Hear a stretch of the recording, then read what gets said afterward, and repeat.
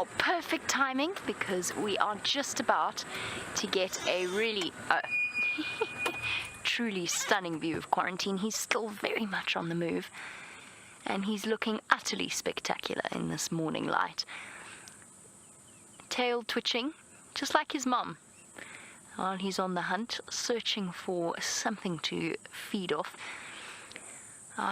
In my drive here, I didn't see any impala herds, but they could be hiding in this thicket. We're not far away from Cheetah Plains Pan, and I'm hoping that he is going to go and have a drink in that open area. From what I've been told, Quarantine has a way of choosing perfect poses. He poses beautifully on termite mounds and trees, and obviously he doesn't do it intentionally, but he does make for some incredibly photogenic situations. There's his tail twitching away. White-tipped, very clear, very visible compared to the rest of his almost beautifully camouflaged fur.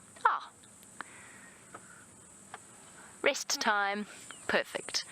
Let's go and move around him so that we can see his face, since this morning is providing us with such beautiful light. And that's what leopards do. It's what all big cats do. They walk for a bit, sit down, have a rest. I don't think he's going to stay long. Isn't he absolutely lovely? Now, because he is a leopard that I am not 100% familiar with, I'm speaking with my voice very low, just to make sure that he's accustomed. I've always heard that Quarantine is very, very comfortable with vehicles. But his brother, Kunuma, had inherited his mom and his aunt's tendency to occasionally rush at vehicles, growl at them, and then lie down again, something that I believe Brian has experienced before. Apparently many of you are taking some stunning screenshots. Please do, because my camera battery's flat, and I would love to be able to share this with you. Young male leopards are always utterly gorgeous. Not that all leopards aren't.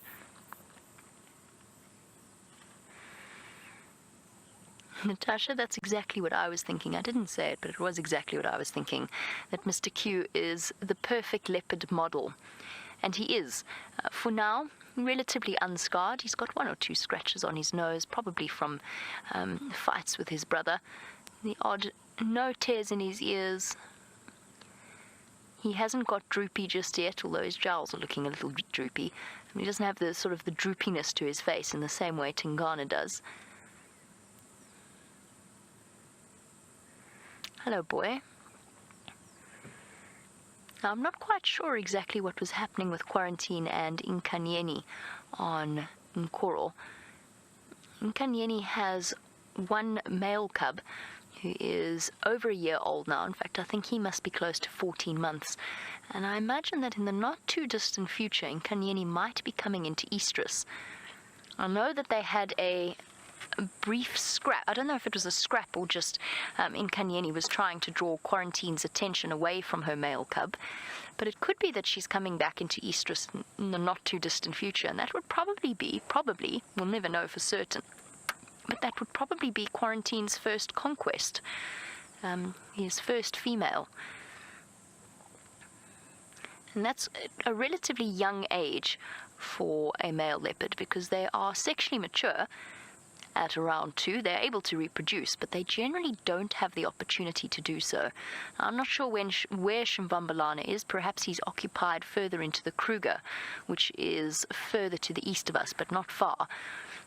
I think Shimvambalana probably has a massive territory that extends completely outside of the Sabi Sand, because of course there's no fences between here and the Kruger National Park, so he may well be in there defending his territory elsewhere, and perhaps Q is taking the opportunity.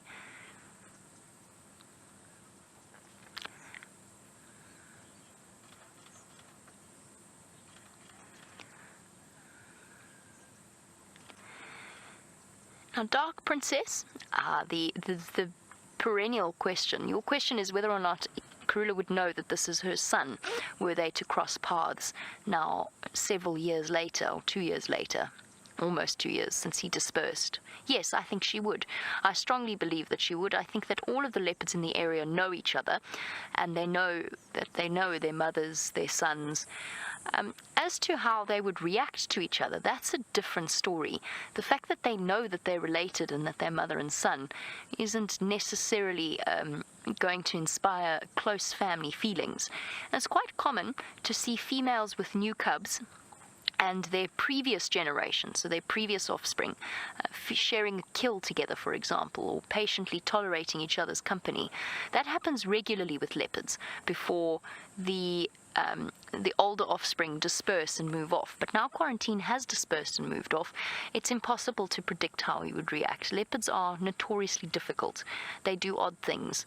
I could say to you that he would respond aggressively to, maybe not aggressively to Karula, but he could potentially behave aggressively towards her cubs, because he's a male and that's what his instinct tells him to do.